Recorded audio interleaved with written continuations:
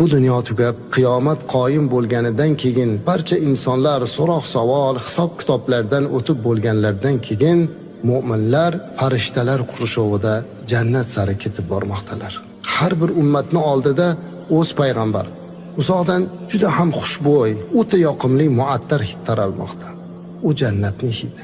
Uning xushbo'y ifori 40 yillik masofadan, ba'zi rivoyatlarda 100 yillik masofadan, ba'zilarda esa 500 yillik yoki 1000 yillik masofalardan kelib turadi deyiladi. Tasavvur qiling, jannatga yetib borishga 1000 yil hali yo'l bor, lekin jannatning hidi kelib turadi, muattar hidi.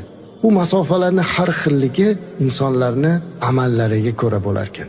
Shunday insonlar bor ekanki, ular hatto 1000 yillik yo'ldan jannat hidini hidlar ekan. Shunday insonlar bor ekanki, ular 100 yillik, 50, 40 yillik masofadan hidini bilar ekan. Amallarga qarab hidlar bilinar ekan. Mana shu muattar hidlar ila jannat tomon borar ekan. Uzoq yo'l yurilgandan so'ng butun haloyiq jannat eshigi oldida to'planadi. Lekin oldinga borishga hech kim jur'at qila olmaydi. Hech kim. Shunda yig'ilganlar orasidan payg'ambarimiz sollallohu alayhi va sallam chiqarkanlar-da eshik tomon yurib borar ekanlar va uni halqasini taqillatadilar. Ichkaridan Rizvon, ya'ni jannat qo'riqchisi, "Man huwa? Kim u?" degan ovoz eshitilar ekan. Shunda payg'ambarimiz alayhisolatu vasallam, "Men Muhammadman" deyar ekanlar. Rizvon, "Sizdan oldin birorta kishiga eshikni ochmaslikka buyurilgan edim" deyar ekan. Eshik ochilib, hamma ichkariga kira boshlaydi. Jannatning 8 ta eshigi bor azizlar. Hatto ba'zi rivoyatlarda 13 ta ham deyilgan. Har bir eshikni o'z nomi bor.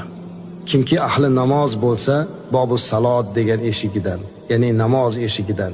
Roza ahli esa Bobur Rayyon, rozadorlar uchun ajratilgan eshikdan kiradi. Bu dunyoda ko'p sadaqa qilganlar esa Bobus sadaqa eshigidan kirar ekanlar.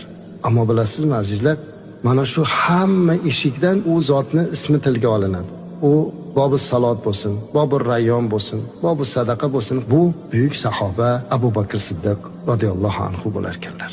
Alloh bizni ham nomimizni chaqirishni nasib qilsin.